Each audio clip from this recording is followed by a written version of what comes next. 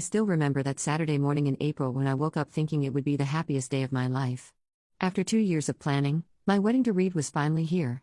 The venue was perfect, the flowers were arranged exactly as I'd envisioned, and my dress, a vintage lace gown that had belonged to my grandmother, was pressed and ready. I should have known something was wrong when my sister Morgan didn't answer her phone that morning. She was supposed to be my maid of honor? Let me back up and explain the dynamic in my family.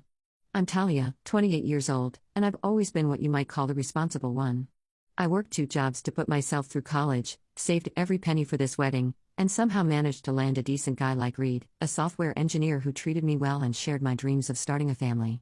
My sister Morgan, 2 years younger, was always the golden child. Prettier, more outgoing, and with a talent for getting what she wanted without working for it. My mother, Celeste, made no secret about which daughter she preferred. Growing up, I watched Morgan get everything handed to her.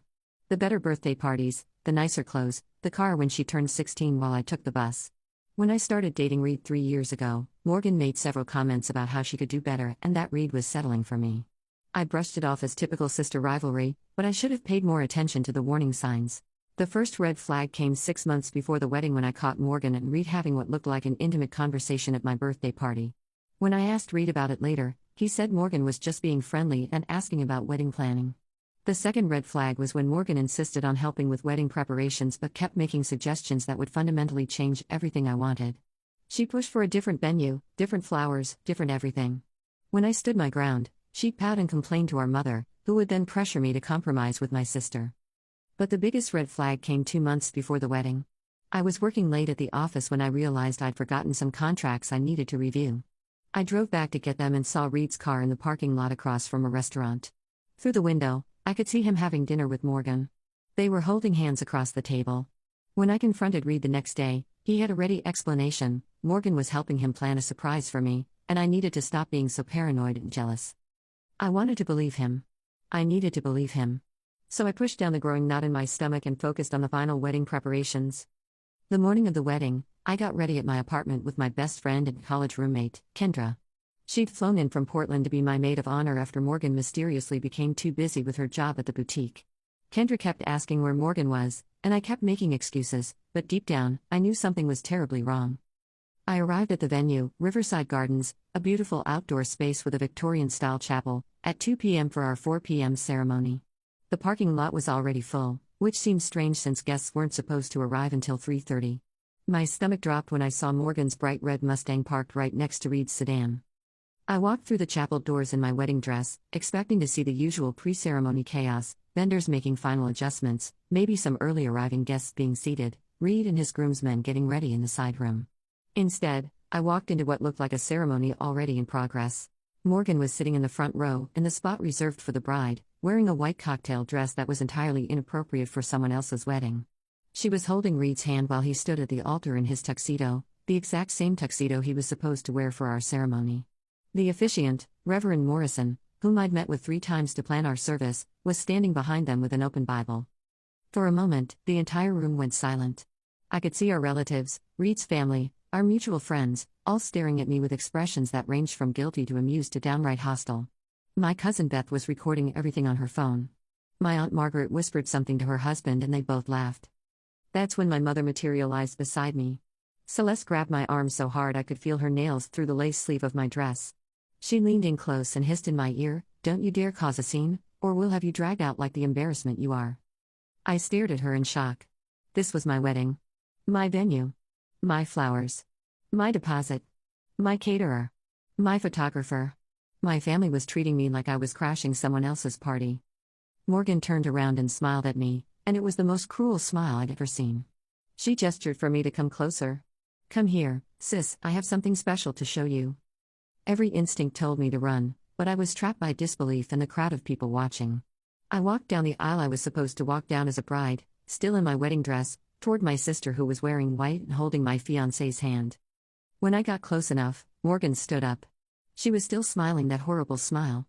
Then she spit directly in my face. The saliva hit my cheek and dripped down onto my grandmother's lace dress. "Here's what happens to pathetic women who can't satisfy their own men," she laughed, and several people in the crowd actually applauded. I stood there, spit on my face, in my wedding dress, while my sister sat back down and grabbed Reed's hand again. That's when Reed stood up and looked directly at me. Get lost, you worthless piece of trash, we found real love. The entire venue erupted in laughter. I could hear phones coming out, camera shutters clicking, people recording videos. My humiliation was being documented for social media. I could already imagine the Facebook posts. Can you believe what happened at Talia's wedding? Morgan and Reed are so perfect together. Talia totally deserved this. My Aunt Margaret called out. Finally, Reed came to his senses. My cousin Wesley yelled, Morgan's way hotter anyway.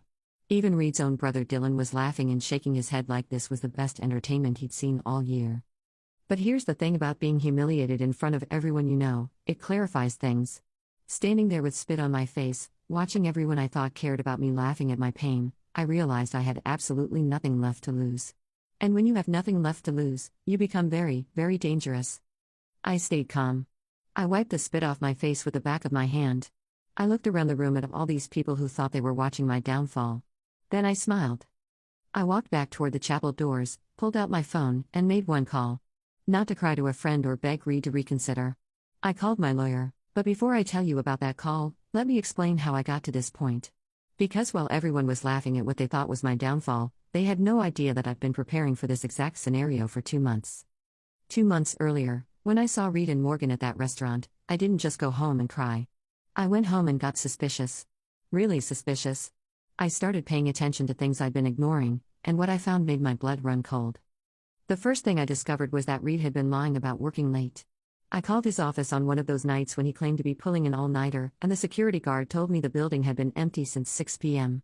When I drove by Morgan's apartment that same night, Reed's car was parked outside. The second thing I found was a credit card statement that had been mailed to my address but addressed to Morgan.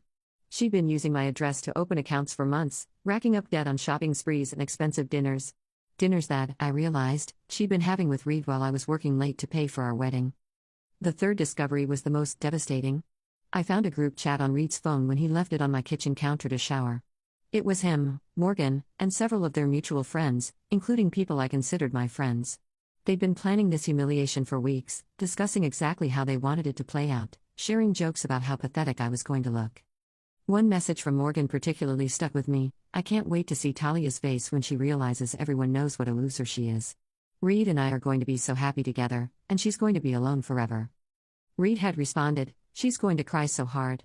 It's going to be hilarious.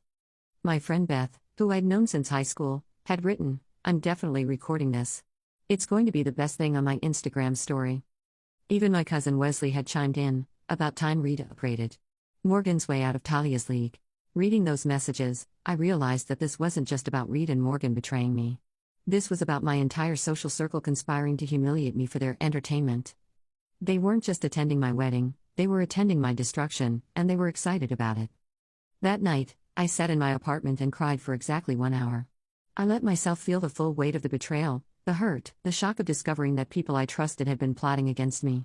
Then I dried my tears, made myself a cup of coffee, and got to work. The first thing I did was document everything.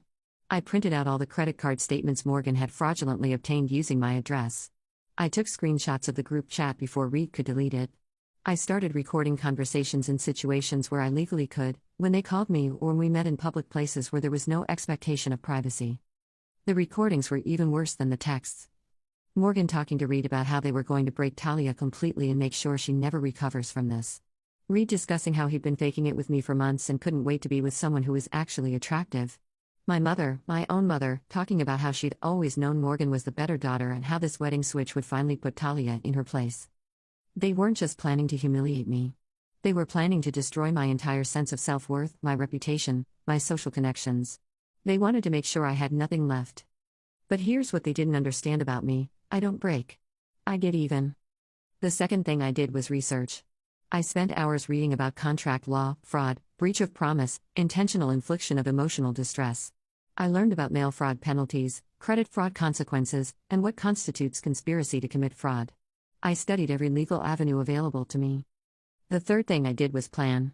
Not just my revenge, but my exit strategy. I couldn't just destroy them and then continue living the same life. I needed to be ready to start over completely. So I updated my resume, reached out to headhunters in other cities, and started looking at apartments in Portland where Kendra lived. I also did something that turned out to be crucial. I hired a private investigator named Logan Vega. Logan was recommended by Nina, my lawyer, and he was worth every penny. I gave him 2 months to dig up everything he could on Reed, Morgan, and even my mother. What Logan found was explosive, though it took time to gather it all legally. Reed had been cheating on me with Morgan for 8 months, but she wasn't the only one. He'd also been having an affair with his co-worker Alyssa, who had no idea about Morgan. Logan had photos, hotel receipts, and even recorded phone calls where Reed was making plans with both women on the same nights. Morgan's fraud went far beyond the credit cards. She'd been forging my signature on checks, using my identity to get store credit, and had even tried to take out a loan in my name. Logan had documentation of everything. But the most shocking discovery was about my mother. She had been embezzling money from the church where she volunteered as treasurer. Small amounts over 2 years, but it added up to nearly $15,000. She'd been using the money to pay Morgan's bills and fund her lifestyle. Tom also uncovered something that explained a lot about my family's dynamics. My mother had been telling people for years that I was mentally unstable and that Morgan was taking care of me. She'd been painting me as the problem child and Morgan as the responsible one, which was the complete opposite of reality. Armed with all this information, I spent the final weeks before the wedding setting up my contingency plans. I prepared paperwork to give 30-day notice on the shared lease with Reed. I gathered documentation to file complaints with appropriate authorities. I prepared the contracts that would allow me to shut down the wedding if needed. I even hired additional security for the venue, telling them I was concerned about uninvited guests causing problems. The night before the wedding, I had one final conversation with Kendra. She'd flown in early and could see that something was wrong, even though I hadn't told her the details. "Talia," she said, "you don't seem like a woman who's getting married tomorrow. You seem like a woman who's planning a war." I smiled at her. "You're not wrong. Do you want to tell me what's really going on?" I considered it for a moment, then shook my head. "Tomorrow, you're going to see something that might shock you. But I need you to trust me, okay? Whatever happens, just trust that I know what I'm doing." Kendra studied my face for a long moment. "Okay. But Talia? Whatever you're planning, make sure you can live with it afterward." "I can live with anything," I told her, "except being treated like I'm worthless." So when I walked into that chapel and saw Morgan in my spot, wearing white, holding Reed's hand, I wasn't surprised. I was ready.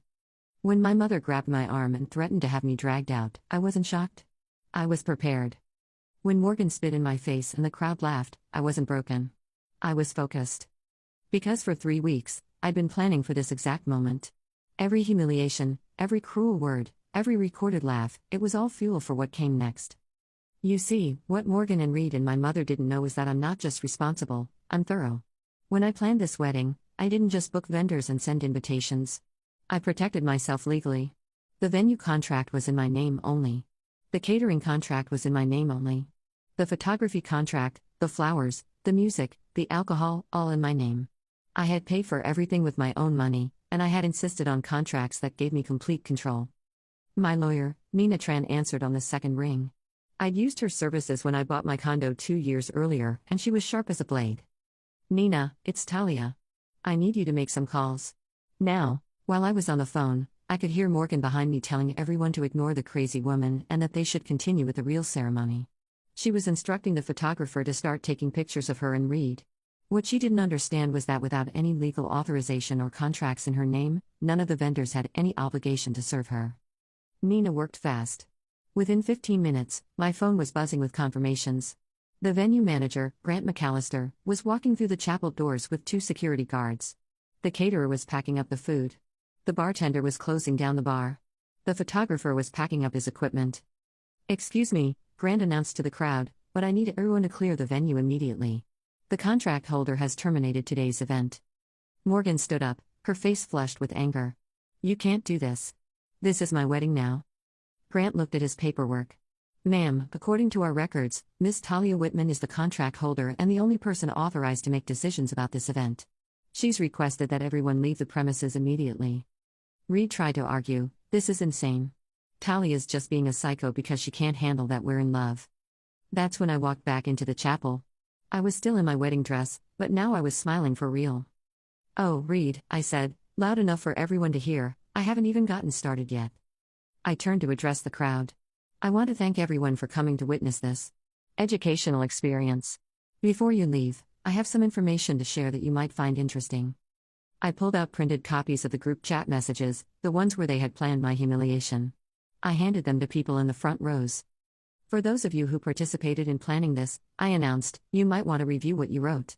Screenshots have a way of lasting forever." The first thing I shared were excerpts from the printed group chat messages. The conversations where they had planned my humiliation in detail, discussing exactly how they wanted it to play out, sharing jokes about how pathetic I was going to look. I read Morgan's message aloud. I can't wait to see Talia's face when she realizes everyone knows what a loser she is. Then Reed's response, she's going to cry so hard. It's going to be hilarious. The chapel had gone completely silent. Some people were looking at the printouts I distributed, their faces growing pale as they recognized their own cruel words. My mother was white as a sheet. Reed looked like he was going to be sick. Morgan was staring at me with pure hatred. Now, I continued, let me tell you what's going to happen next. I turned to Reed first. Reed, you're going to receive 30-day notice on our shared lease. Since you can't afford the rent on your own, you'll need to find new arrangements. I've also removed myself from being an emergency contact on your accounts, and I've moved our joint savings to a separate account pending legal resolution. Reed started to protest, but I held up my hand. I'm also filing complaints with the appropriate authorities about your financial irregularities. Your company will be receiving documentation about discrepancies in client accounts that my private investigator discovered. Now I turned to Morgan. Morgan, you look beautiful in that white dress. I hope you enjoy it, because it's the most expensive thing you're going to wear for a long time. You see, I know about your little credit card problem. The one you've been hiding from Mom. When I called my lawyer, I also called your credit card companies. Turns out, when you used my address to get those cards, you committed mail fraud. That's a federal crime. Morgan's face had gone from flushed to pale. You're lying. Nina? I called out. My lawyer was now standing at the back of the chapel. Would you like to explain to Morgan what mail fraud penalties look like? Nina stepped forward. Mail fraud carries a penalty of up to 20 years in prison and up to $1 million in fines. We have documentation of Miss Morgan Whitman using her sister's address to obtain credit under false pretenses. The crowd was getting restless now. People were whispering, trying to figure out if they should leave or stay. Some of Reed's groomsmen were edging toward the exits. But I wasn't done yet. Oh, and Morgan, I continued, I should mention that the private investigator I hired found some interesting things about your entrepreneurial activities. Tell me, how long have you been selling those stolen cosmetics from the boutique where you work? Morgan's face went white. What are you talking about? I pulled out a folder that Logan Vega had prepared for me. Security footage showing you taking merchandise from Bella's boutique over the past 6 months.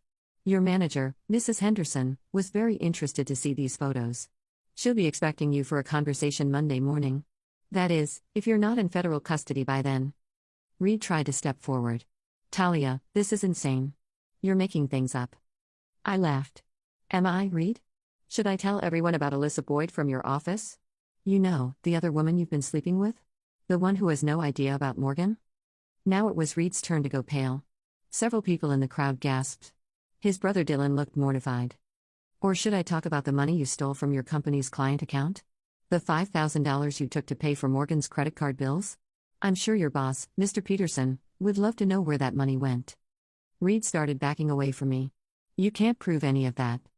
I smiled and held up another folder. Receipts, Reed. Hotel receipts, restaurant receipts, bank transfers. My private investigator is very thorough. The chapel was in complete chaos now. People were pulling out their phones, not to record my humiliation anymore, but to capture this complete destruction of Reed and Morgan's lives. The tables had turned completely. But I still had one more card to play. Now I turned to my mother. Celeste, regarding that loan where I'm a co-signer, I'll be consulting with my attorney about my legal options. The financial irregularities I've discovered may affect my ability to remain responsible for that debt. My mother's face crumpled. Talia, please, you can't do this to me. I'm your mother. Are you? I asked. Because a mother wouldn't conspire with one daughter to humiliate the other. A mother wouldn't call her own child worthless and pathetic. A mother wouldn't steal money from her church to fund her favorite daughter's lifestyle. The gasp that went through the chapel was audible. Several of the older church members who were present looked horrified. That's right, I continued.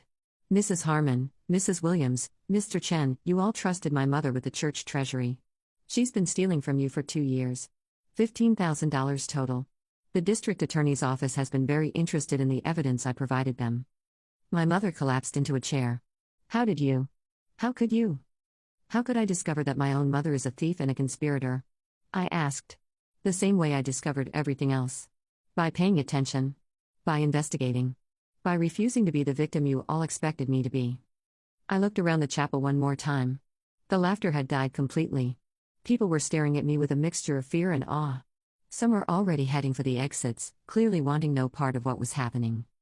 You know what the funny thing is? I said to the remaining crowd. You all came here expecting to watch me get destroyed.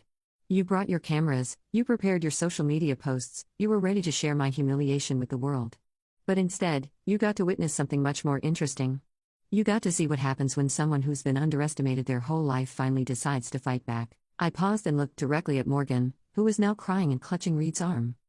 Morgan, you asked me earlier if I had anything to say about you and Reed finding real love. I do have something to say about that. You're going to discover that real love doesn't involve destroying someone else to get what you want. Real love doesn't involve fraud, theft, and conspiracy. What you and Reed have isn't love, it's mutual selfishness and cruelty. And that kind of relationship? It destroys itself. Reed tried one more desperate move. Talia, please, we can work this out. I made a mistake. I love you, not her. My mother's mouth fell open. You can't do that. I'll lose the house. You should have thought about that before you decided to help humiliate your own daughter, I replied. But don't worry, I'm sure Morgan can help you out. Oh wait, she's going to be dealing with federal charges. The chapel was in chaos now. People were trying to leave, but many were stopped by their own curiosity about what else might be revealed. The security guards I'd hired were ensuring an orderly exit, but not confiscating anyone's phones. That would have been illegal and unenforceable. Reed tried one last desperate move. Talia, please, we can work this out. I made a mistake. I love you, not her. I looked at him for a long moment. Then I started laughing. Really laughing, for the first time in months. Reed, I said, you think this is about you? You think I did all this because I'm heartbroken over losing you? I shook my head. Honey, you did me the biggest favor of my life. You showed me exactly who you are before I made the mistake of legally binding myself to you. I looked around the chapel one more time. You all thought you were going to watch me get destroyed today. Instead, you got to watch me get free. I turned to leave, then paused at the chapel doors. Oh, and one more thing. Morgan, that white dress you're wearing? It's actually my backup wedding dress. I had it altered to fit you perfectly. I've been planning this for 3 weeks, ever since I saw you and Reed at dinner. The spit in the face was just the confirmation I needed that you're exactly as horrible as I thought you were. The silence in the chapel was deafening. I walked out of that venue, got in my car, and drove to Kendra's hotel. She was waiting in the lobby with a bottle of champagne and a huge smile. How did it go? She asked. Better than I could have ever imagined, I said. The aftermath was even more satisfying than the confrontation itself. Within a month, Reed had received his 30-day notice and was served with documentation about the financial discrepancies. Morgan was contacted by federal investigators about the mail fraud. Turns out she'd been using my address for far more than just credit cards. My mother's financial situation became untenable when I withdrew my co-signer status through legal channels, and she eventually had to sell the house and move in with her sister in Ohio. But there was so much more that unfolded in the weeks following what people started calling the wedding revenge heard round the world. The first domino to fall was Reed's job. When his boss, Mr. Peterson, received the evidence about the financial irregularities, Reed was placed on administrative leave pending investigation. Eventually, the company pressed charges for embezzlement. Reed found himself facing not just unemployment, but potential legal consequences.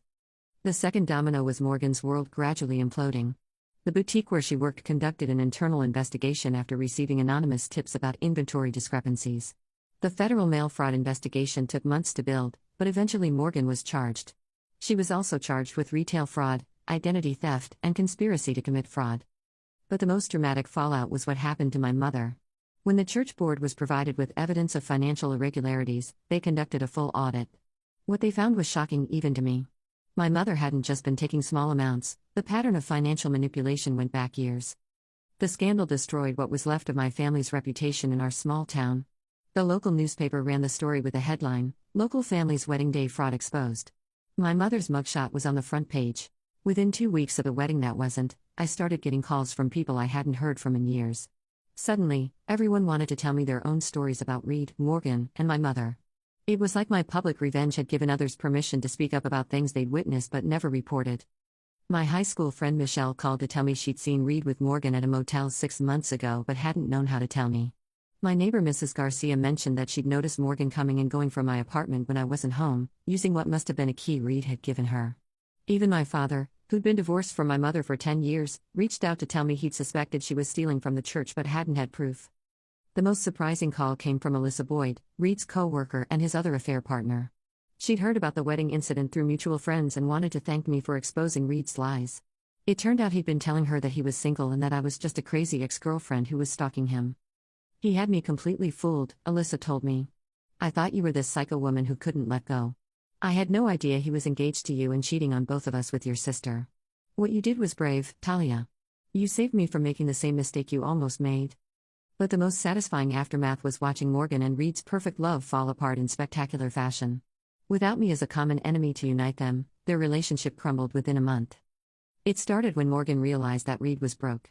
With his job gone and facing legal bills, he couldn't maintain the lifestyle he'd been promising her. She'd expected to move into a nice apartment with him, maybe even buy a house eventually. Instead, he was living in his childhood bedroom at his parents' house, working part-time at a grocery store. Morgan, meanwhile, was facing her own financial ruin. With criminal charges pending and legal fees mounting, she couldn't afford her apartment. She had to move back in with my mother in Ohio, where they both worked minimum wage jobs and shared a cramped 2-bedroom apartment. Kendra, who had stayed in touch with some of our mutual friends, kept me updated on the drama. Apparently, Reed and Morgan started fighting constantly. Morgan blamed Reed for ruining her life by getting her involved in the fraud schemes. Reed blamed Morgan for being greedy and pushing him to steal from his company. They broke up and got back together 3 times in 2 months, each breakup more dramatic than the last. The final breakup happened when Morgan discovered that Reed had been trying to contact me through social media, begging for forgiveness and asking if we could work things out. She flew into a rage and showed up at his parents' house, screaming at him in the front yard while his neighbors watched. The police were called, and Morgan was arrested for disturbing the peace and trespassing. That was the last time they spoke to each other. Meanwhile, my life was transforming in ways I never could have imagined. The story of my wedding day revenge had gone viral on social media, but not in the way Morgan had planned. Instead of being humiliated, I was being celebrated as a woman who refused to be victimized. Women from all over the country started reaching out to me through Facebook and Instagram, sharing their own stories of betrayal and asking for advice on how to handle cheating partners or toxic family members. I found myself becoming an accidental advocate for women who felt powerless in their relationships. A blogger named Rachel Stevens wrote an article about me titled "The Woman Who Turned Her Worst Day into Her Best Revenge," which was shared over 100,000 times. A podcast called Betrayed But Not Broken interviewed me about my experience. Several magazines reached out asking to feature my story, but the best part was what happened to me professionally. 2 weeks after the wedding that wasn't, I got a call from Wesley Kim, the wedding photographer I'd hired. He'd been documenting everything that day, including my revenge, because he'd been so shocked by what Morgan and Reed were doing. He asked if he could use the photos in his portfolio as an example of unconventional wedding photography. Those photos went viral. Not the humiliation Morgan had planned to document, but images of me standing strong, smiling as I took control of my own narrative. The story spread across social media, but this time, I was the hero. Women from all over the country reached out to tell me their own stories of betrayal and revenge. A literary agent contacted me about writing a book. A television producer wanted to option my story. Suddenly, I wasn't the pathetic woman who couldn't satisfy her man, I was the woman who refused to be destroyed by people who didn't deserve her. 6 months later, I moved to Portland to be closer to Kendra. I started a new job at a tech company, making more money than I'd ever made before. I bought a house with a view of the mountains. I adopted a dog named Justice, who greets me every day like I'm the most important person in the world. And Reed? He moved back in with his parents after the eviction.